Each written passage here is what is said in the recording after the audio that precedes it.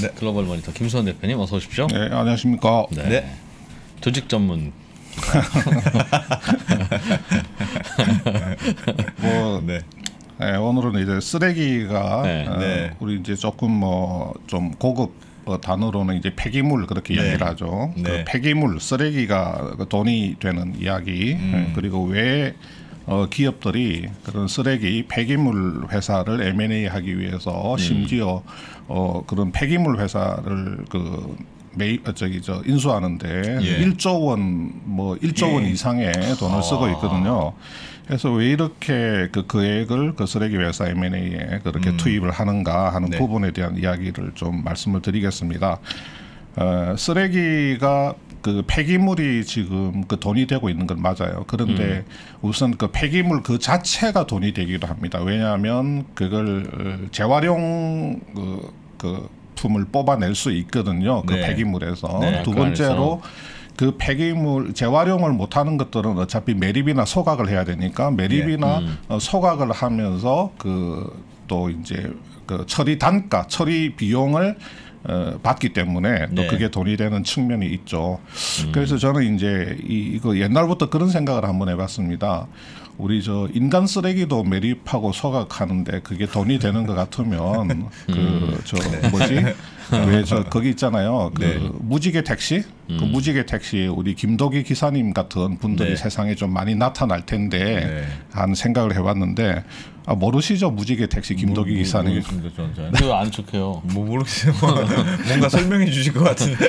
나중에 한번 찾아보세요. 지금 시간이 없어서 그까지 말씀드릴 수는 없고 지금 그 국내의 그 쓰레기 그 폐기물 그 처리 시장 규모가 매년 2조 원씩 성장을 하고 있습니다. 그래서 올해 21년도 같은 경우는 그 폐기물 그 처리 시장 규모가 한 20조 원 정도 될 걸로 예상이 되고 있거든요. 그러니까 지금 돈 냄새가 풀풀 나고 있어요. 돈 냄새가 올해만 그렇게 난 게 아니고 이미 5, 6년 전부터 그 폐기물 그 처리 시장에서 돈 냄새가 풀풀 나니까 이 돈 냄새 맡는 데는 아무래도 우리 또 사모펀드가 귀신이지 않습니까? 그래서 한 5, 6년 전부터 사모펀드가 이 폐기물 처리 시장에 일찍 진출을 했습니다. 그리고 일부 발빠른 기업들이 이 폐기물 처리 시장에서 그 치열하게 M&A를 하면서 회사들을 거의 수집하는 수준으로 M&A 뭐 거의 회사들을 모으는 수집하는 수준으로 폐기물 처리 시장에 지금 뛰어들고 있거든요.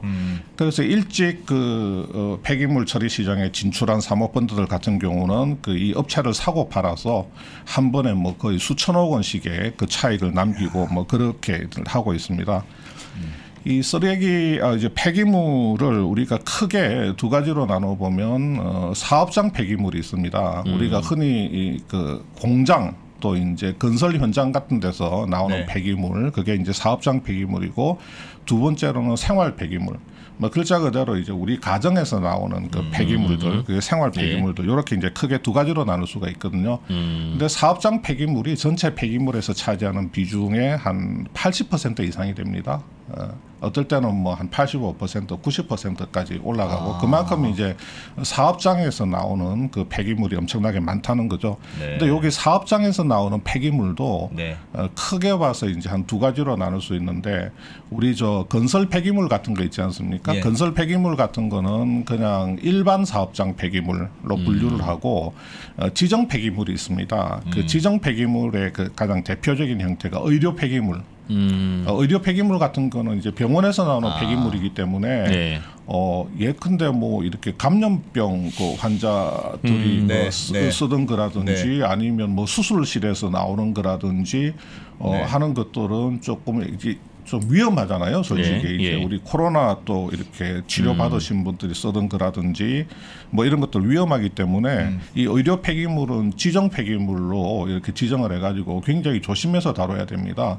전용 용기에 포장을 해서 폐기를 해야 되고, 그 다음에 좀 덜 위험한 것들은 그 박스 형태로 담아서 이렇게 처리를 하기도 하는데, 이 의료 폐기물 같은 경우는 이제 지정 폐기물로 규정을 해서 굉장히 엄격한 프로세스에 따라서 추적 관리를 합니다. 그 전용 용기나 박스 같은데 그 전자 태그 장치 있지 않습니까? 그 RFID를 부착을 해가지고 병원에서 그것을 용기에 박스에 담은 그 시점으로부터 시작해가지고 그 의료 폐기물 처리 업체에 가가지고 완전 소각되기까지 그 전 과정을 전자 태그를 통해서 정부하고 지자체에서 모두 다 정확하게 추적을 하도록 예. 시스템은 이제 예. 그렇게 그 만들어져 있습니다. 그게 뭐 솔직히 뭐 그 막 좀 피 묻어 있고 뭐 이렇게 그렇잖아요. 뭐 내장 철철 이렇게. 그래서 그것은 좀 조심해서 다뤄야 되는 부분이 있고요. 그다음에 이 폐기물 처리 방식을 보면 아까 말씀드린 대로 재활용이 있고 그다음에 그 매립이나 소각이 있습니다. 그래서 네. 최대한 재활용을 뽑아내고 안 되는 것들 중에서 이제 매립이나 소각을 하는데 지금 뭐 사업장 폐기물들은 대부분 민간에 위탁을 합니다. 그 지자체가 직접 하는 것은 10% 미만이고 한 80%, 90%를 아예 민간에다 위탁을 해가지고 민간 업자들이 그 폐기물 배출 업체하고 그 사적인 계약을 통해서 1년 단위로 계약을 통해서 그 소각이나 뭐 매립이라든지 그런 걸 예. 진행을 하게 되고요. 그 생활 그 폐기물 있지 않습니까? 예. 그것은 공공기관 처리 비중이 높습니다. 그래서 공공기관들이 한 50% 정도 처리를 하고 그 민간 업자들한테 위탁하는 거 그게 이제 한 50% 그렇게 구성이 되거든요. 집에서 버린 쓰레기 구청에서 처간다 그 말이에요. 예, 반은. 예. 우리 네. 그 동네에 가 보면 뭐 구청 차들 이렇게 예. 그 돌아다니죠. 구청 청소 차들 예. 이렇게 그 환경미화 차량들 돌아다니지 예. 않습니까? 그래서 그거는 이제 우리가 눈에 흔히 띄는데 다른 산업 폐기물 같은 경우는 이제 좀 보기가 어렵죠. 그것은 이제 뭐 건축 그 폐기물 같은 게 동네에서 돌아다닐 이유는 없으니까요. 네. 의료 폐기물도 마찬가지고. 네. 그리고 이제 이 폐기물 그 처리 산업을 처리 단계에 따라서 좀 구별을 해보면 처음에는 이제 이 수집하고 운반하는 업이 있겠죠. 수집 운반업이 있고 그 다음에 수집 운반돼서 갖고 온 것을 이제 재활용을 골라내는 그 재활용업이 있고 재활용이 안 되는 것을 처리하는 처리업이 있겠죠. 네. 그게 이제 매립하고 소각이 되는 거고 이 중에서 이익률이 가장 높은 게 매립하고 소각하는 겁니다. 매립하고 소각하는 그 업은 이익률이 뭐 낮게는 한 20%에서 소각 그 대상 품목의 종류에 따라서 높게는 거의 한 50% 뭐 60%까지 그 이익률이 그렇게 나오고 있습니다. 왜 그게 이익률이 높을까요? 그게 왜 높은지 네. 그 지금 설명을 드리려고 합니다. 네. 네. 죄송합니다. 죄송합니다. 못 참고. 참길 잘했다. 그 맞춰보자. 네. 맞춰. 폐기물이 아까 매립? 말 그 아, 폐기물이 그 돈이 많이 되는 이유는 폐기물 처리량은 계속해서 늘어나고 있습니다. 특히 이제 작년에 코로나 거치면서 네. 그 우리 그냥 집에서 뭐 배 땡땡 뭐 그런 것들 이렇게 앱으로 이렇게 시켜서 먹잖아요. 네. 그러면서 배달의 민족. 예, 그 생활 폐기물들이 네. 엄청나게 이제 많이 늘고 있거든요. 그리고 아파트 재건축 또 신축 그 리모델링 네. 또 낡은 아파트들 그 인테리어 하지 예, 않습니까? 예. 거기서 나오는 그 건설 폐기물들이 엄청나게 많거든요. 예. 그럼. 물론 재건축을 하게 되면 어마어마하게 쏟아집니다. 그건 재건축은 그냥 폐기물 덩어리입니다. 아파트 자체가 네.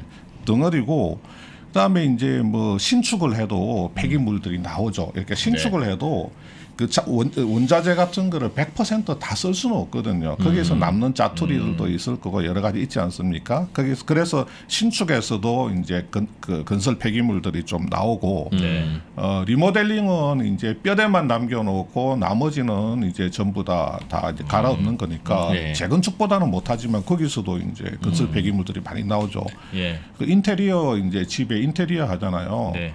저희 그 제가 사는 아파트가 한 40년은 된 것 같거든요. 네. 하루가 멀다 하고 아랫집 윗집에서 막 뚝딱거리고 합니다. 이렇게 인테리어 엘리베이터에 하느라고? 이렇게 붙여놓잖아요. 네. 이렇게 뭐 505호입니다. 그러면서 며칠부터 며칠까지 집 인테리어 공사를 하니 예, 주위 분들 좀 양해해 주십시오 하고 이게 매일부터요. 그래서 매일 그 인테리어 자재들 들락날락하면서 그 아파트 앞에 화단 같은데 그 폐기물들 엄청나게 쏟아지거든요. 네. 이렇게 폐기물 양이 엄청나게 그 증가를 하는데 비해서 처리 업체는 늘지 못하고 있습니다. 폐기물 처리 업체 수는 계속 한정돼 있어요. 계속 그대로고. 그러니까 당연히 처리 단가가 올라갈 수밖에 없습니다. 예. 예. 그러니까 우리가 Q가 늘죠. 처리량이 Q가 늘고 네. 그다음에 처리 단가 P가 올라가니까 Q 곱하기 P를 하면 머니지 않습니까? 네. 그러니까 머니를 많이 버는 거예요. 그 폐기물 업체들이. 네, 네. 구조적으로 그렇습니다. 네. 그러면 왜 공급이 폐기물 그 처리 업체가 증가할 수 없느냐? 여러 가지 이유가 있지만 제일 큰 이유는 그 주민 동의를 받아야 됩니다. 예컨대 소각이나 매립 그 시설을 지으려고 하면 그 주민 동의가 있어야 되거든요. 물론 반드시요? 반드시 있어야 됩니까? 반드시 있어야 됩니다. 아. 예, 그게 딱 법에 건설이나 환경 관련 법에 규정된 것은 아니지만 그 하위 규정에 네. 예, 하위 규정에 그 뭐 어떤 뭐 규칙이나 이런데 그 주민 동의를 받도록 하고 있고. 주민 동의가 없으면 지자체에서도 인허가를 안 내줍니다. 왜냐하면 주민 동의를 안 받고 거기 들어가면 살인 나거든요. 칼부림 나거든요. 거기서는. 예. 그 칼부림이 나기 때문에 지자체에서도 주민 동의가 예. 없으면 할 수가 없습니다. 그다음에 인허가를 받는데도 2, 3년, 3, 4년 이 걸릴 수밖에 없는 이유가 사실은 주민 동의 프로세스만 원활하게 되면 네. 짧은 기간에 여러 이제 그 매립이나 소각 시설이 그 생길 수가 있는데 이 주민 동의가 너무너무 좀 어렵습니다. 그러니까 인허가 그 자체가 어렵다기보다는 네. 어떻게 보면 정부에서는 인허가는 좀 웬만하면 내주려고 하죠. 왜냐하면 처리 시설이 너무 부족하거든요. 부족하니까. 네, 네. 부족하니까 내주고 싶은데 이 그 업체들이 그 주민 동의를 잘 못 받아옵니다. 예, 주민 동의 굉장히 시끄럽거든요. 그래서 아무리 설비를 부지를 다 업자들이 부지를 확보하고 있습니다. 설비는 그냥 돈 주고 사오면 되는 거거든요. 근데 주민 동의가 너무너무 어려운 거고 이 주민 동의가 있잖아요. 이게 모든 어떤 그 소각 그 시설이나 매립 네. 그 시설 예정지에 다 그런 건 아니겠지만 다 그런 것은 아니겠지만 일부 소수의 그 시설 예정지에는 꾼들이 있습니다. 실제로. 꾼들이요? 네. 그 환경운동 가짜 환경운동가들이 있어요. 예. 네. 그래서 순수하게 그 지역에 사는 주민들 저라도 내가 사는 그 지역에 의료 폐기물 소각 시설이 들어온다 그러면 아 기분이 좀 네, 별로죠. 네. 네. 이거 의료 폐기물 차량들 이렇게 옆에 쓱 지나가면 갑자기 뭐 병에 걸린 것 같고 그렇지 않겠어요 느낌이? 네, 그래서 그 의료 폐기물 같은 경우는 뭐 끔찍하게 싫어하거든요 지역 주민들이 당연히. 근데 여기에 이제 그 가짜 환경운동꾼들이 좀 일부 있습니다. 좀 나쁜 예. 사람들이 예. 거기서 이제 환경운동을 하는 것처럼 이렇게 하면서 뭐 피켓 들고 이렇게 우르르 이제 몰려가고 뭐 관청 같은 데 가가지고 맨 앞에서 이제 돌격하고 네. 예, 뭐 책상 엎어버리고 그런 것들을 하시는 분들이 있거든요. 예. 그런 분들 중에서는 이제 일부는 조금 푼돈 이렇게 드리면 조용히 푼돈 받아가지고 저기 가서 막걸리나 한잔 하시고 한동안 안 나타나는 분들도 있는데 또 어떤 분들은 거기서 목돈을 만들려고 하는 분들도 있습니다. 그래서 그런 분들은 이렇게 피켓 들고 이렇게 입 딱 벌리고 이렇게 지폐 입에 이렇게 물려줄 때까지 이렇게 있는 분들이 좀 있어요. 그런 분들이 있는데 제가 이제 말씀드리지만 모든 현장이 다 그런 것도 아니고 정말 그 지역에 사시는 그 주민들 입장에서 그 좀 이 진정성 있게 반대하는 그런 주민들도 있고 예. 진짜 환경 운동 하시는 분들도 있죠. 뭐 진짜 환경 운동 하시는 분들도 그러면 여기에 그 어떤 매립지나 소각지가 들어서지 않으면 어떻게 해야 되는 건지 그러면 네. 다른 지역으로 가면 되는 건지 이 방법이 사실은 없거든요. 이 폐기물을 처리할 수 있는 방법이 현재 기술적으로 어차피 소각을 하려고 해도 어딘가에는 소각장이 있어야 되는 문제이기 되고. 때문에 예. 근데 이제 환경운동 하시는 분들도 이제 와서 반대를 하시는데 예. 그러면 무슨 기술적으로 다른 방법이 없다면 어딘가 다른 데로 또 가야 된다는 현실적인 네. 문제가 예. 있거든요. 네. 근데 굉장히 큰 문제가 이렇게 꾼들이 이렇게 그 선수들이 붙기 시작하면 우리 주총장에 가보면 주총꾼들 있지 않습니까? 예. 그래서 굉장히 그런 분들은 그 준엄하게 경영진을 꾸짖죠. 주총이 시작되자마자 예. 회사를 도대체 어떻게 경영했길래 이렇게 실적이 망가지고 그 좋고 우량했던 회사가 왜 이렇게 됐느냐. 그리고 준엄하게 질타를 막 하다가 한 10분 정도 질타를 하다가 갑자기 그러나 하면서 이제 반전이 일어나잖아요. 네. 그러나 우리 경영진이 일부러 네. 이렇게 회사 실적을 망가뜨린 것도 아니고 밤낮으로 잠을 안 자며 고생하는 거 우리가 전부 다 알지 않습니까, 여러분? 그러면서 자, 우리가 이분들 지금까지 해오셨는데 한 번 더 밀어줍시다. 믿고 신뢰하는 사회 만들어 봅시다. 그러면 이제 나머지 주주들이 also 이제 닭꾼들이죠. also 이제 몇 번 이렇게 막 하면 그냥 넘어가는 거거든요. 주총 가서 얼마나 많이 봅니까? 굉장히 많이 보거든요. 심지어 회사 직원들이 그 주주로 이렇게 좀 가정해서 그렇죠. 옛날에는 그랬습니다. 요즘은 그런 회사 없을 겁니다. 옛날에는 회사 직원들이 거기서 이제 뭐 재청 뭐 이래 가면서 맞아요. 근데 뭐 법적으로 그 직원도 주주니까 뭐 그렇죠. 주주 직원이 그 올소하고 재청을 할 수도 있는데 근데 이제 그 주총꾼들은 그 전날 이렇게 회사에 가가지고 미리 이제 일당을 받죠. 그리고 이제 그 다음날 일당 값을 하죠. 실제로 저는 그 주총 전날 그 우연히 그 회사에 일이 있어서 갔다가 어떤 뭐 이런 그 굉장히 뭐 희한한 복장을 한 어르신이 이제 또 그 회사 이제 엘리베이터를 같이 탔어요. 그 다음날 그 회사 주총장에 가니까 그분이 오셨더라고요. 그러면서 막 큰 소리를 내다가 갑자기 그러나 이러면서 이제 아무도 믿어줍시다 하면서 그냥 주총장 분위기를 근데 이제 입금 받으신 거죠. 그러니까 일단 값을 하신 건데 좀 말하자면 이제 이런 그 환경 시설에도 좀 그런 분이 소수겠지만 그런 분이 있다는 거고 또 이제 제가 조금 이제 취재를 조금 사실 해봤습니다. 해보니까 경쟁 업체들이 또 그 환경 그 운동가로 또 위장해 가지고 여기 와가지고 좀 분위기 잡는 경우도 있다 그러더라고요. 왜냐하면 이 이제 경쟁 업체가 여기에 이제 캐파를 확정하게 되면 그 여러 가지 이제 사업에 에러가 생기니까 뭐 그런 경우도 사실은 좀 있다고 하더라고요. 그래서 예를 들어서 보통 산업 단지를 크게 만들면 그 산단 안에 그 이 많은 공장들이 들어서고 많은 폐기물들이 발생이 되니까 산단 안에 일정한 부지에 매립이나 소각 시설을 넣어줘야 되거든요. 그런데 그렇게 이제 산단을 조성하기로 계획을 하면 벌써 이 산단의 인근에 있는 그 지역 주민들이 다들 이제 들고 일어나서 그 폐기물 그 시설 들어오는 것을 반대를 하고 그래서 폐기물 그 처리 업체들이 증가하는 게 너무너무 어렵습니다. 그러다 보니 마진이 확보가 되고 당연히 아니면 딴 데서 마진이 태워 확보되죠. 뭐 이렇게 되니까 단가는 계속해서 단가가 절대로 안 떨어집니다. 처리 단가는 매립이건 아니면 소각이건 처리 단가는 이제 절대로 안 떨어지죠. 그래서 그게 뭐 그 이제 그 꾼들도 회사에 취직하시는 분도 있습니다. 그래서 아예 그냥 그 시설 업체 거기에 공식적으로 취직하셔가지고 떳떳하게 급여 받아가면서 그 주민들 그 설득하러 다니시는 분들도 있어요. 그래서 그 폐기물 처리 단가가 이제 지속적으로 구조적으로 상승될 수밖에 없는 그런 측면이 또 있거든요. 그래서 그 수도권 매립지 관리공사에 따르면 2014년도에 그 건설 폐기물 매립 단가가 톤당 한 4.3만 원이었는데 2019년에는 10,000원 그리고 내년에는 그 14,700원까지 아니네요. 4.3만 원에서 10만 원.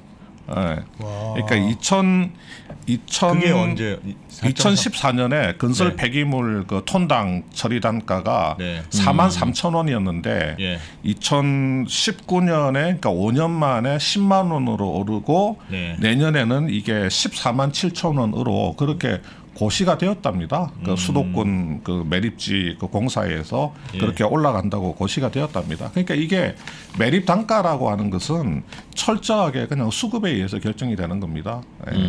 매립할 것은 많고 매립할 것은 많고 처리할 업체가 부족하면 땅도 당연히 없고. 처리 단가는 그냥 올려버리는 겁니다. 그래서 이게 결국 민원의 문제인데 민원이라고 하면 또 이제 엄밀히 말하면 내 땅에서 내가 하는 거에 대한 문제니까 그렇지만 또 옆에 있는 분들 뭐라고 할 수는 없잖아요.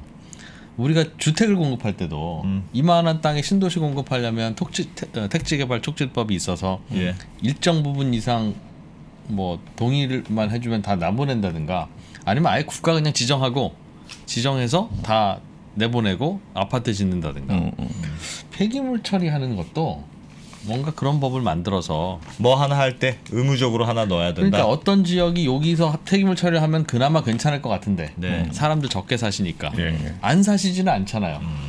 그러면 그분들한테 동의받으려고 하는 것보다는 차라리 그분들께 국가가 뭐 일정 부분의 보상을 하든 해드리고 지자체가 만들어서 예.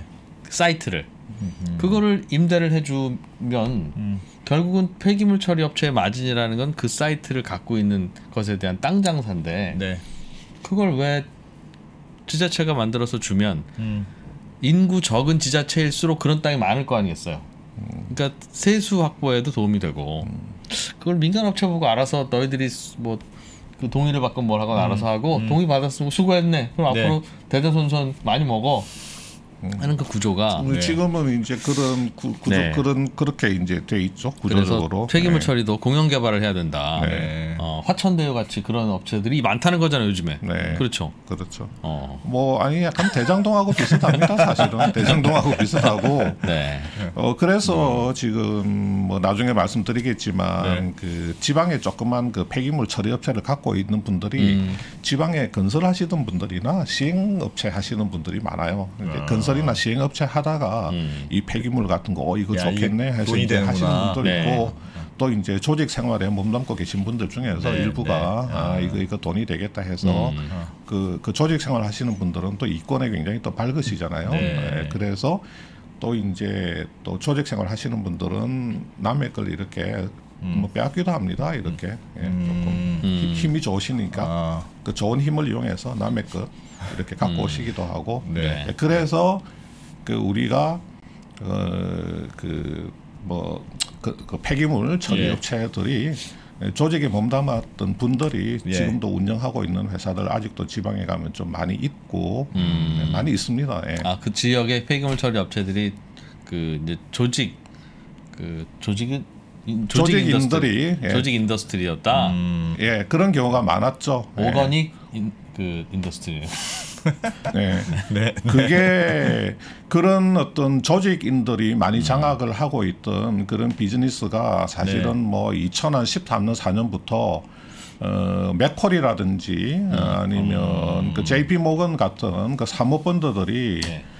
사모입니다. 그런 회사들을 소위 이제 우리 볼트온이라 그래서 하나를 삽니다. 이렇게 네. 좀 비싼 돈을 주고 사요. 네. 이렇게 사면 그것을 볼트온 이렇게 접합을 시켜서 키우기 위해서 그거 하나만 가지고 부족하니까 그 주위에 있는 회사를 반드시 사게 돼 있습니다. 왜냐하면 이 폐기물은 또 운반비가 굉장히 그렇죠. 중요한 비용이기 때문에 자꾸 그 주위에 있는 것을 모아서 볼트온을 시켜야 효과가 네. 있지. 네. 무슨 저 경기도 수원에 있는 거 사고 저쪽에 경남 거제에 있는 거 사고 그렇게 네. 모으지는 않거든요. 네. 네.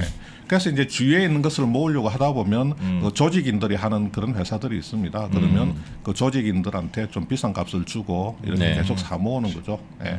그래서 그 조직인들은 또 다른 사업을 하면 되니까요. 네. 그분들은 여러 가지 사업들을 할 수 있는 게 많지 않습니까? 여러 가지 뭐 보호비 뭐 갈치 네. 사업 뭐 네. 보호비 네. 사업 많지 네. 않습니까? 네. 그러니까 예. 구태여 이런 거 힘든 거 이렇게 하지 말고 뭐 이게 그거는 이제 그런 거고요. 네. 그래서 이 폐기물 업체들이 이제 이렇게 지금 공급 자체가 제한돼 있고 네. 이 공급이 늘어날 그 가능성이 그렇게 크지가 않잖아요. 네. 그리고 인허가 이제 기간도 많고 이게 주민들 동의 문제가 있고 그러다 보니까 지금 시장에서 굉장히 비싼 가격에 거래가 되고 있습니다. 저 사모펀드를 가진 경우는 내가 어떤 폐기물 처리 업체를 가지고 있다면 나는 자자손손 이제 우리 자식들한테 물려주면서 이거는 그냥 돌아가는 거거든요. 그냥 기계만 바꿔주면서 돌리면 됩니다. 물론 매립지를 갖고 있는 경우는 매립지는 한계가 있어요. 보통 15년에서 20년이면 처음에 허가받은 그 매립 그 면적이 다 차버리거든요. 예. 그러면 자기가 가지고 있는 다른 땅에 또 이제 라이센스를 받아야 되니까 그 지역의 주민들한테 동의를 받아야 되는 문제가 생깁니다. 그런데 그거 말고 이제 소각 같은 경우는 그 설비만 계속 바꿔주면 계속해서 이제 그 할수 사업을 돌릴 있으니까. 수가 있기 때문에 제가 그런 사업을 갖고 있다면 그냥 우리 자식한테 계속 네. 물려주면서 그렇게 할 테인데 예. 이걸 초기에 사모펀드들이 많이 모아서 볼트온에서 키우다 보니까 사모펀드들은 4년 내지 5년 갖고 있다가 팔아서 재매각 차익을 봐야 되잖아요. 네. 예. 그래서 물건이 지금 막 나오는 겁니다. 그래서 그 물건들을 이제는 사모펀드들도 달려들지만 우리 기업들도 달려드는 겁니다. 예. 기업들도 IS 동서라든지 아니면 SK건설 지금 네. 현재 SK 에코플랜트라든지 예. 뭐 이런 회사들이 이제 달려드는 거죠. 그거를 이제 살려고. 그래서 거래 가격이 에비타 배수로 한 네. 14배에서 15배 정도에서 거래가 됩니다. 이게 우리 에비타라고 하는 게 그 회사의 그 영업 현금 흐름 그 창출 능력을 보여주는 지표잖아요. 예. 회사가 1년에 어느 정도의 영업 현금 흐름을 창출할 수 있는가 그걸 간단하게 알아보는 방법인데 네. 그냥 회계상의 영업 이익에다가 그 감가상각비 정도를 이렇게 더해주면 바로 회사의 그냥 러프한 그 연간 영업 그 현금 흐름 창출액이 이렇게 나오거든요. 실제로 들어오는 캐시의 양. 예. 그게 반드시 일치하는 건 아닌데 이런 그 장치 이것도 일종의 장치 산업이거든요. 예. 그 매립이나 소각 그래서 이런 장치 산업들 같은 경우는 감가상각비가 많이 발생되기 때문에 뭐 감가상각비는 사실 회계적으로만 발생되는 거지 그게 캐시 아웃 되는 것은 아니니까 네. 그 회계상의 영업이익에다가 그다음에 감가상각비를 이렇게 더해주면 실제로 대충, 들어오는 현금이 그 되겠죠. 회사에 실제로 그 창출되는 영업현금 흐름을 정확하지는 않아도 대충 네. 가늠해 볼 수 있거든요. 그 에비타의 몇 배를 거래 가격으로 할 것인가. 예를 들어서 어떤 회사가 에비타가 1년에 100억이다. 그러면 너네 회사 에비타의 10배를 우리 거래 가격으로 인정해 주겠다. 그러면 그 회사는 1,000억에 거래를 할 수가 있는 겁니다. 네. 예. 그런데 보통 되게 그 에비타 배수가 10배가 잘 안 넘어가거든요. 10배가 잘 안 넘어갑니다. 지금 업종에 따라서 자동차 부품 업종 같은 경우는 한때 맛이 가가지고 에비타 뭐 3배 안팎에서도 거래가 되기로 했습니다. 요즘 전기차 때문에 이게 한 4배, 5배, 네. 6배까지 네. 올라와서 그렇지. 그전에는 뭐 2배, 3배, 3, 4배에서 자동차 부품 업체들이 그런 이렇게 거래되기로 했었거든요. 네. 그 말은 그거 3배 주고 사면 3년 안에 드린 그렇습니다. 돈 뺀다는 예, 얘기잖아요. 예. 투자 원금을 3년 안에 회수할 수 있다 이런 뜻입니다. 그러니까 그런데 파는 분 엄청 싸네요. 엄청 싸. 에비타 배수 3이면 내가 이 회사를 인수를 하면 이 회사 그 창출되는 영업 현금 흐름을 네. 안 쓰고 그냥 모으면 3년 안에 그냥 원금 회수한다는 이야기입니다. 그렇죠. 예. 이것도 이제 이론적인 거죠. 그 영업 현금 흐르면 또 그 영업에 쓰이죠. 상당 부분이 그게 안 쓰고 뭐 이렇게 그 모을 수 있는 것은 아니지만 이론적으로 뺄 수 있는 게 아니니까. 예, 이론적으로 그 이 회사의 그 에비타 배수를 통해서 어느 정도 합리적인 가격에 샀느냐를 따져보기 위해서 에비타 배수라고 하는 걸 쓰는 건데 이게 지금 뭐 이런 그 폐기물 처리 업체들 같은 경우는 에비타 그 배수가 15배 안팎에서 거래가 됩니다. 지금요?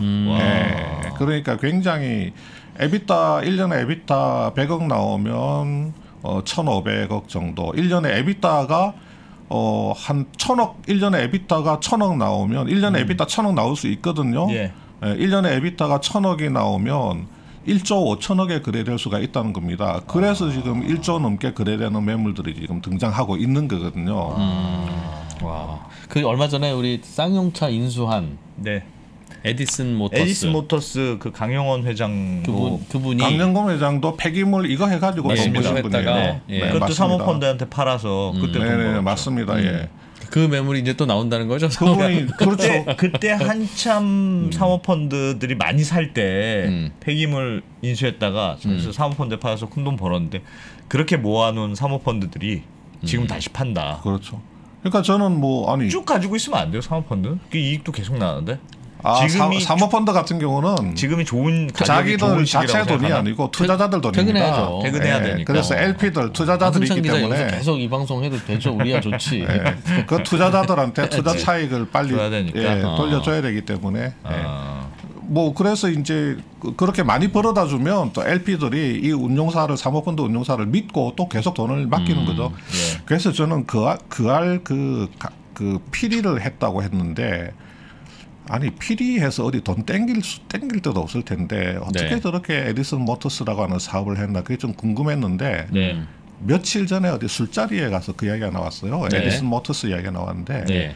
그분이 이렇게 폐기물 처리 업체를 해가지고 완전 대박 맞으신 분이라고 그 사모펀드에 이렇게 700억 원 팔아가지고 정도 벌으셨다고 예, 하더라고요. 그거 가지고 지금 에디슨 모터스하고 예. 그 샌미시스코 그 네. 전기차 샌미시스코 별명이 세슬라더라고요. 미국의 아. 테슬라에 빗대가지고 그래서 저 다 놀라 뒤집어지는 줄 알았습니다. 그 회사 별명이 세슬라라 그래가지고 그 회사도 뭐 전기차 경차 기술력도 있고 좋은 회사이긴 한데 네. 네. 그 회사를 별명이 세슬라라 그러니까 예. 근데 보니까 그래서 뭐 티몬에서 팔고 그러더라고요. 차를 세슬라를 네. 티몬에서 막 팔고 그러더니 어느 날 갑자기 에디슨 모터스하고 손잡아가지고 또 쌍용차를 인수한다고 뭐 그렇게 이야기가 왜 이렇게 갔죠? 예. 그래서 예. 그 에비타 이제 15배 그 안팎에서 이제 거래가 되고 있습니다. 네. 폐기물 중에서 가장 비싼 그 폐기물이 어떤 것 같아요? 그 처리 단가가 가장 비싼 폐기물. 이거 좀 갖고 와줘 제발 이런 거. 네. 그러니까 가장 비싸게 이렇게 처리 비용이 붙는 모르겠습니다. 아까 말씀드린 제일 의료 싫은 폐기물이죠. 의료 폐기물. 의료 폐기물. 예. 저 개인적으로 음식물 쓰레기. 그거는 버릴 때 제일 괴로운 거. 개인 생각이 있고. 그거는 오히려 사료 같은데 쓰니까. 의료 뭐 거저라도 폐기물 가져갈 그 거고. 처리 단가가 제일 비쌉니다. 그 지역 주민들이 너무너무 싫어하는 거예요. 이 의료 폐기물 같은 경우는. 소각시키면 되잖아요, 그냥. 네? 소각이면 안 되잖아요. 되나요? 아유 이게 의료 폐기물은 아까 말씀드린 대로 병원에서 왜 뭐 피 찔찔 묻어 있고 막 붕대 같은 거 있잖아요. 네. 뭐 이렇게 수술하다가 뭐 이렇게 약간 이렇게 뭐 터지고 막 그러면 이제 이런 헝겊 같은 것들 막 네. 이렇게 예. 그런 것들이 이제 전부 다 그런 것들은요 그 폐 관련 어떤 질환 항암 치료라든지 폐 관련 백신이라든지 이런 거 있잖아요. 이런 것들은 전부 다 전용 용기에 담아야 됩니다. 그리고 그 기저귀도 의료 폐기물이거든요. 그 기저귀도 병원에서 쓰는 거 있잖아요. 네.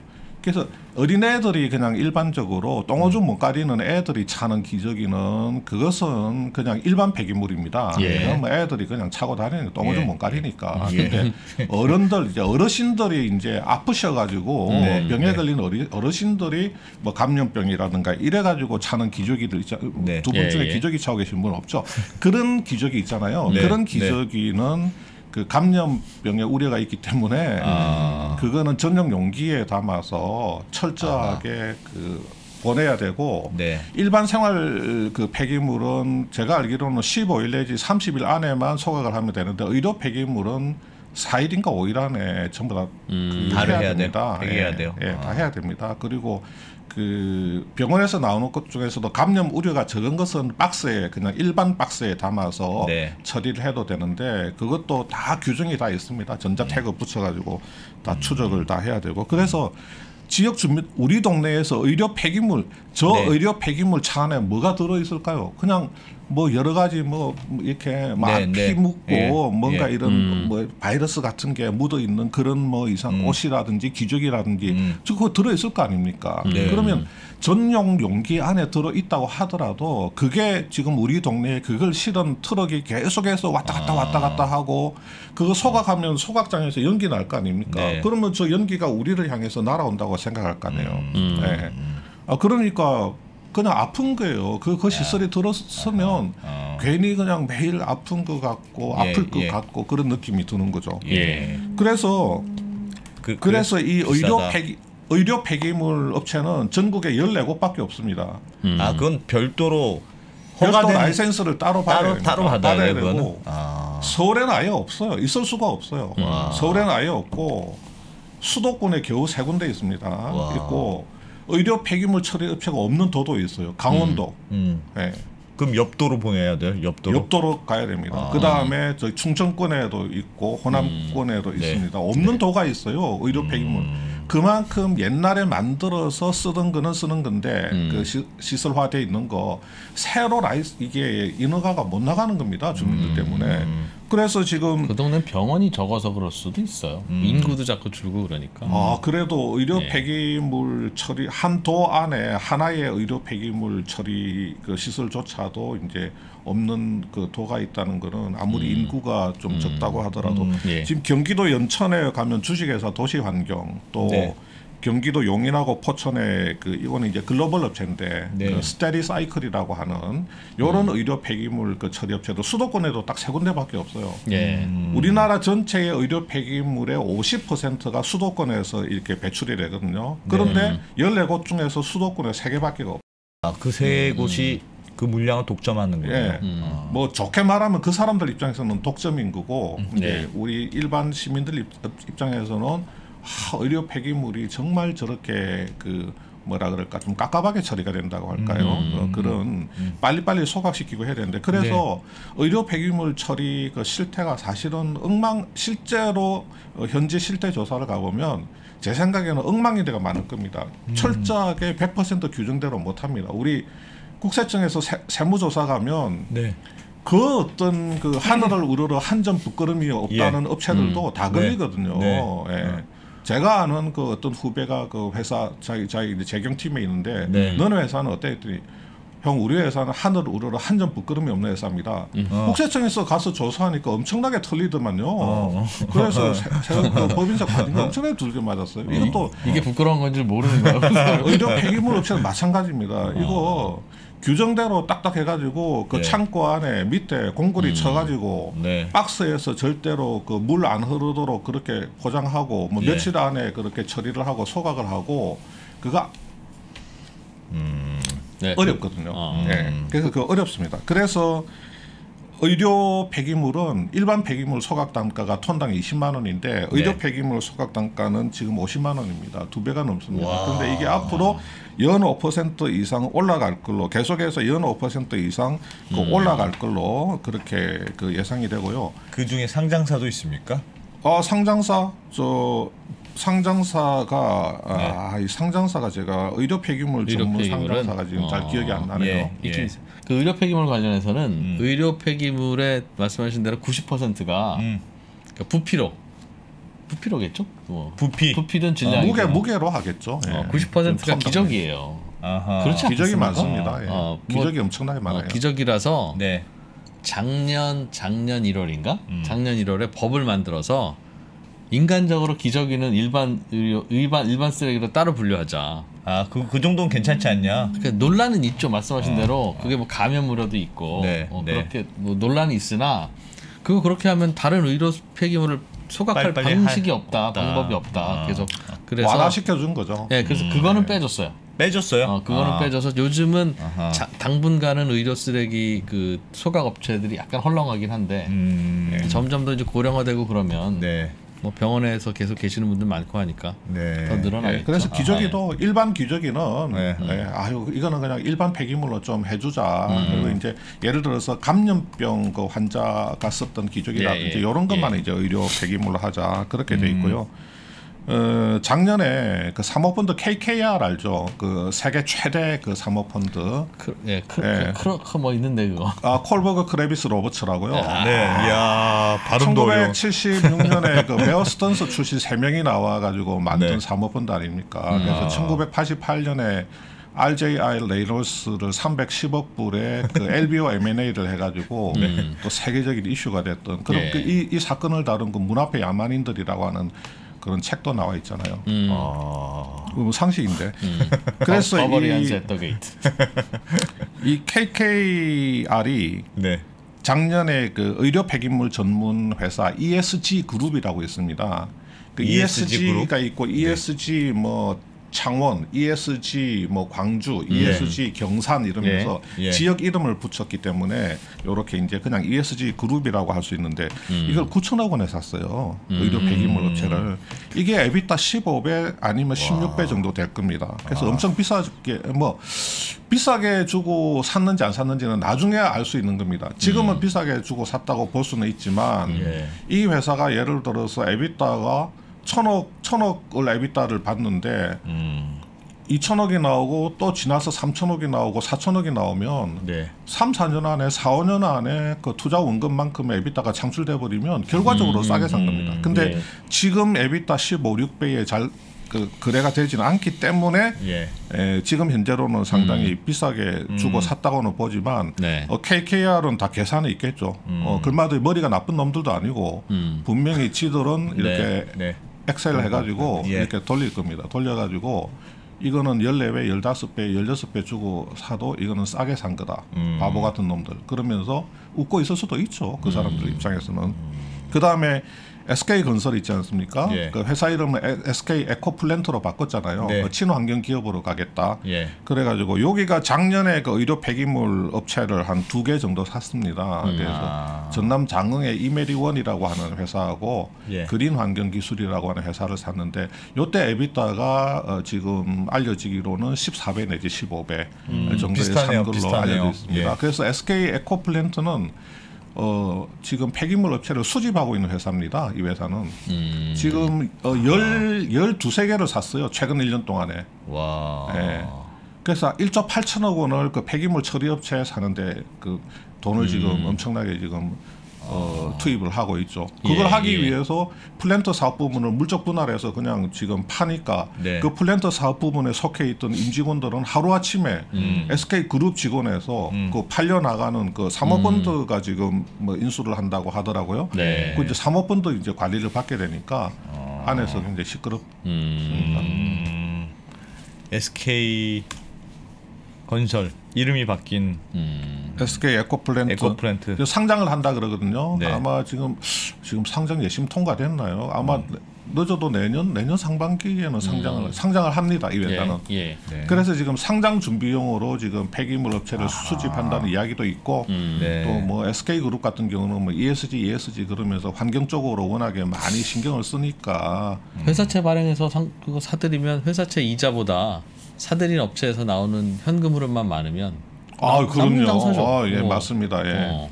당연히 뭐 지금 회사채 이자가 지금 회사채 금리가 오른다고 해도 아직까지 옛날에 비해서는 많이 낮은 편이고 영업이익률 뭐 15% 나온다고 보면 아니 회사채 이자율이 뭐 10% 넘어갈 일은 전혀 없을 거고 그런 것 같으면 뭐 회사채로 돈 끌어들여 가지고 여기 배팅을 할 수 있는 거죠. 할 수도 있는 거죠. 이론적으로. 이 큰 장이 섰군요. 보니까 지금 폐기물 처리와 관련해서 한때 그러니까 한참 사모펀드가 열심히 사모았던 시기가 있었고 그래서 가격이 막 뛰었고 근데 딱 보니까 지금 추가로 생길 수 있는 환경은 아니고 여전히. 그렇습니다. 그래서 저 지방에 그 제가 아는 그 폐기물 이 처리 이거 제가 간접적으로 아는 분이 있어요. 그래서 이분이 회사를 한 3개 정도 가지고 있는데 한 1년 반, 한 2년 전만 해도 이분은 이제 자기 업체를 처리를 하고 싶어 하세요. 그러니까 자식들한테 물려주는 게 아니고 그냥 팔고 다른 거를 하고 싶어 하세요. 폐기물로.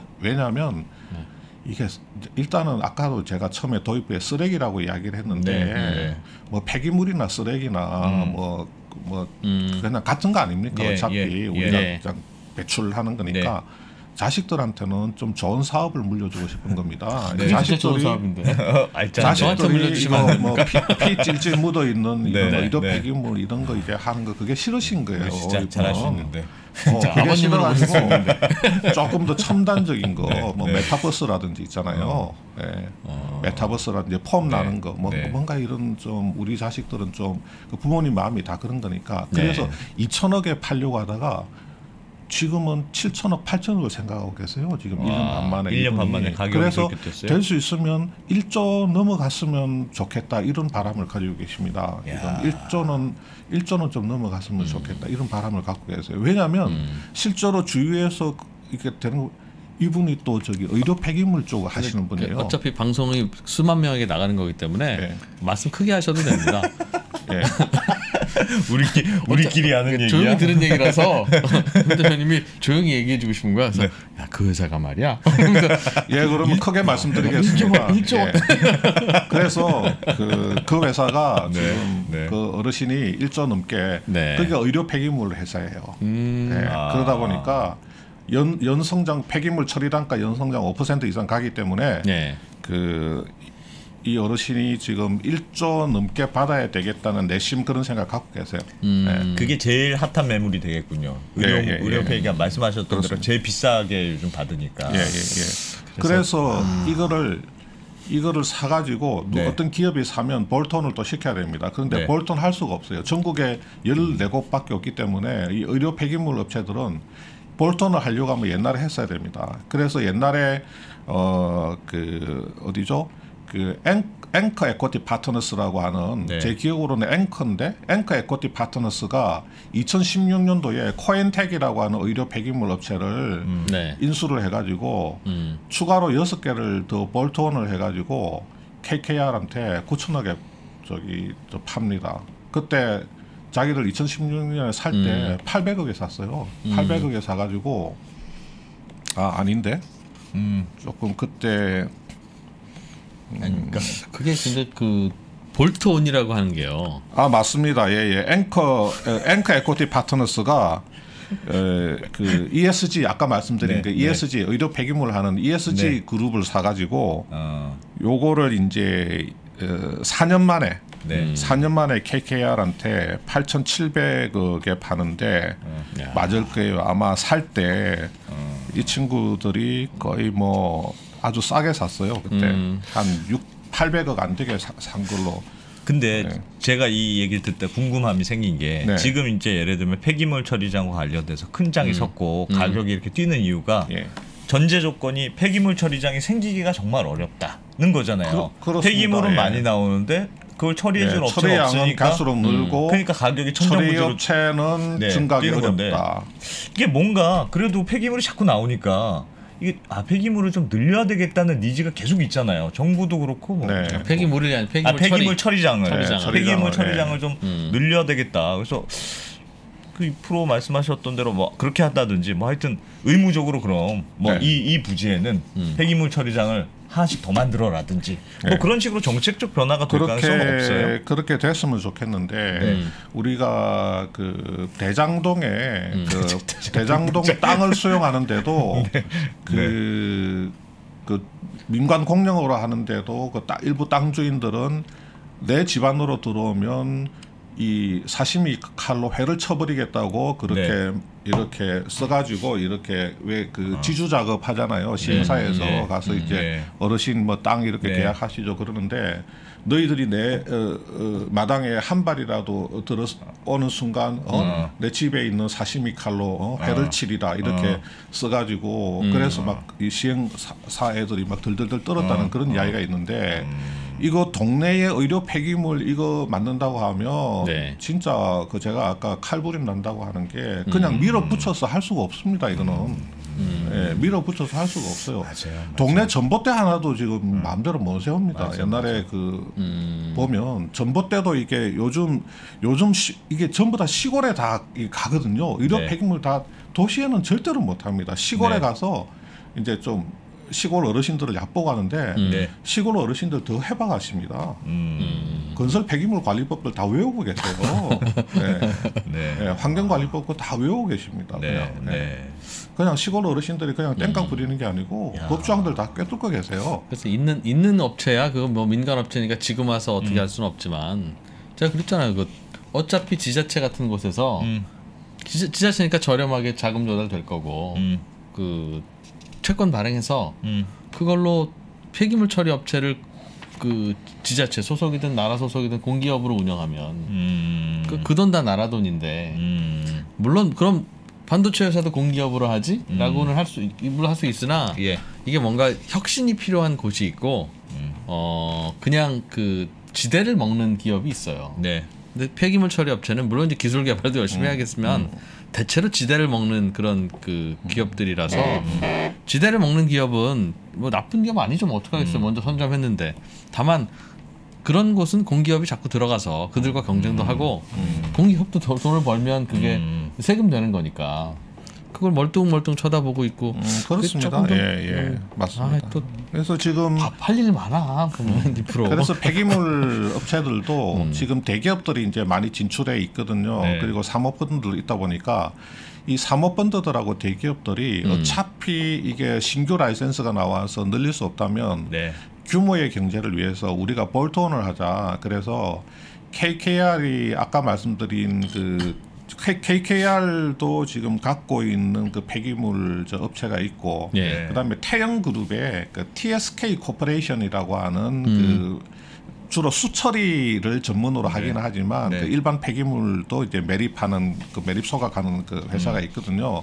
그래서 또 이 KKR이 그 태영그룹의 TSK의 2대 주주이기도 합니다. 그러니까 우리 그냥 합치자. 그래서 최근에 사모펀드가 가지고 있는 폐기물 업체하고 그 태영그룹의 TSK하고 이렇게 합병을 하는 거를 7월 달에 발표를 하기도 했어요. 그리고 또 M&A를 할 때 기업하고 사모펀드가 서로 돈을 합쳐가지고 들어가서 좀 굵직한 거를 M&A하고 또 이렇게 사모고 그 볼트온을 그렇게 그러면은 가격이 더 올라갈 수도 있겠네요. 그러니까 업체가 예를 들면 지금은 뭐 그래도 지역별로 몇 개 안 되지만 그래도 3개가 있었어요. 예를 들면 경기도에. 근데 그 3개가 이 서울 지역에 있는 의료 폐기물을 나눠서 처리했는데 그게 예를 들면 지금 뭐 정확하게 모르겠습니다만 3개를 한 회사가 다 샀어요. 그러니까 다 한 회사가 됐어. 그러면 우리는 내일부터 얼마를 받아야 되겠습니까? 맞습니다. 그럴 수도 있잖아요. 그래서 이게 안 그래도 지금 철저하게 그 공급자 우위 시장이거든요. 예. 지금 단가가 계속 그 올라갈 수밖에 없는 게 예컨대 어떤 의료 폐기물 업체다 그러면 여의도 성모병원하고 개별적으로 계약을 하는 겁니다. 이게 무슨 보건복지부나 환경부하고 협의해가지고 뭐 단가를 이렇게 획일적으로 하는 게 아니고 민간업자들 같은 경우는 모르겠어요. 일정한 그 고시 그 가격 라인이 있는지 그 기준 가이드라인이 있는지는 모르겠지만 그 병원하고 이제 물론 이제 그 개별 협상이라고 해도 어느 정도 가이드라인은 있지 않겠나 싶거든요. 아까 말씀드린 것처럼 의료 폐기물 같은 경우는 톤당 한 50만 원 한다. 아까 제가 말씀드렸잖아요. 그래서 제 생각에는 뭐 어떤 고시 가이드라인이 있지 않겠나 싶은데 그래도 이 개별 협상이 들어가는 부분이기 때문에 그 이렇게 규모의 경제를 만들게 되면 비용 절감 효과도 있지만 협상력에서 우선 충분히 우위에 설 수가 있죠. 이게 독과점 아닌 독과점, 이상한 독과점 형태로 지금 볼트온이 이 폐기물 업체, 이 폐기물 업체 서로 같은 회사로 만든다는 건데 지역이 여러 곳 있는. 그래서 붙이는 겁니다. 인수해가지고 합병을 이렇게. 근데 잠깐 물리적으로 붙일 수는 없고. 물리적으로 못 붙이죠. 경북에 있는 업체와 전남에 있는 업체가 재무적으로 붙이는 겁니다. 한 회사가 되면 무슨 시너지가 있습니까? 뭐 거기서 뭐 여러 가지 뭐 가격 뭐 어떤 가격 담합 처리 단가 뭐 그러니까 아까 전에 제일 처음에 말씀하셨다시피 지역 근처에 있는 걸 주로 살 거 아니겠어요. 그래야 시너지가 있죠. 예를 들면 그러니까 하나는 전남에 있고 하나는 서울에 있는 걸 사면 별로 관리 비용이 적게 들거나 아니면 영업 레버리지가 생겨야 되는데 관리 비용 당연히 줄어들죠. 여기도 이 인근에 있는 회사인데 여기 경영 관리팀이 있습니다. 그러면 여기도 경영 관리팀 인력이 있고 여기도 경영 관리팀 인력이 있잖아요. 그 정도 시너지로 합병을 한다. 아니 예를 들면 운반비도 마찬가지죠. 운반비도 따로 운반 업체들이 있거든요. 자체적으로 운반을 할 수도 있지만 운반 업체들을 이제 쓰기 때문에 그 운반 업체들하고 운반비 같은 경우도 전체 물량을 가지고 뭐 할 수도 있고 그 운반 루트 같은 것도 이제 이렇게 잘 돌릴 수가 있고 운반비가 차지하는 협상력이 높아진다는 거죠. 그렇죠. 운반비가 차지하는 비중이 어마어마하게 크죠. 그 다음에 뭐 관리 인력 뭐 비용이라든지 기계 설비를 도입할 때라도 따로 있으면 한 대 도입하는 건데 2대, 3대 도입하면 한 30% 까는 거죠. 싸게 줘라. 그런 식으로 뭐 구매 비용이라든지 원래 뭐 규모의 경제라는 게 그런 거 아니겠습니까? 고정비 그 감축 효과라든지 뭐 그런 것들. 근데 이 문제는 뭐 폐기물 업체 입장에서는 엄청 좋은 건데 우리는 폐기물을 버리는 소비자 입장에서는 엄청 심각한 문제네요. 뭐 그렇죠. 문제는. 그래서 뭐 이제 회사들 지금 뭐 폐기물이 회사의 주력 사업으로 점차 이동하는 회사들도 있죠. IS 동서 같은 경우도 거기가 2018년만 해도 폐기물 사업이 없었어요. 없었는데 지금 폐기물 사업이 전체 매출에서 차지하는 비중이 한 20% 정도 됩니다. 원래 거기가 건설 이제 토목 건설이거든요. 아파트 같은 거 짓고. 근데 그 요업을 팔았어요. 요 변기. 우리 화장실에 가서 오줌 이렇게 누울 때 보면 이렇게 변기를 자세히 보시면 이누스라는 브랜드가 있습니다. 예. 우리 사무실이 이누스거든요. 예. INUS. 예. 네. 그게 옛날에 IS 동스에서 하던 요 부분인데 이거 팔아버리고 돈 마련해가지고 인선 ENT 사고 뭐 코엔텍 사고 영흥 환경 사업이라고 소각 업체가 돈이 되거든요. 예, 매립보다는 소각이 돈이 됩니다. 그걸 IS 동서가 다 샀어요? IS 동서가 최근 1, 2년, 3, 4년 사이에 다 M&A 해가지고 세한 환경은 샀다가 다시 SK한테 좀 더 비싼 가격으로 되팔고 예. 그렇게 되는 거죠. 야, 그 동네. 이게 현금 흐름이 좋거든요. 안정적이고 현금 흐름이 좋고 처리 단가 앞으로 계속 올라가고. 요즘 시멘트 회사들이 시멘트 회사가 석회석을 이제 구워서 볶아서 석회석 볶아서 만드는 거잖아요. 그 볶는 과정에서 불 떼야 되니까 그 불 뗄 때 굳이 뭐 깨끗한 연료를 뗄 필요 있나? 하면서 이제 그 쓰레기들 뭐 이런 거 이런 거 넣어서 같이 태우면 연료도 아끼고 처리 비용도 받고 이제 그런 식으로 한다는데 얼핏 기술 자료를 한번 보니까 다만 이제 거기서 나오는 뭔가 태울 때 나오는 뭔가를 또 이제 정제해야 되는 그 비용이 더 비쌀걸요? 그 비용 때문에 요거 살까 말까 이제 그렇지. 네, 맞습니다. 고민한다 하더군요. 그 비용이 점점 폐기물 처리 비용, 소각 비용이 올라가면 야, 고객이 사서 태워 할 수 있을 거니까요. 잘 지켜보자.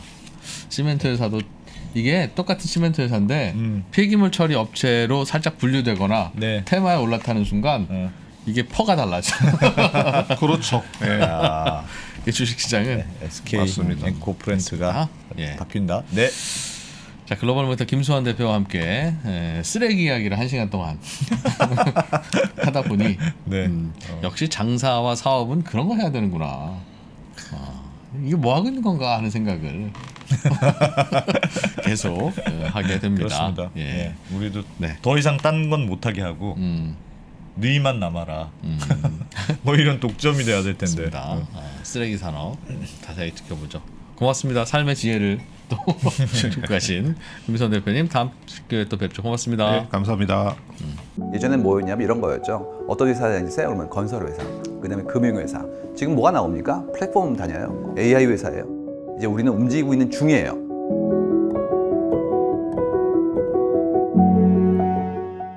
예측 그러셨는데요. 예측이 아니라 이해입니다. 일어날 일은 일어납니다.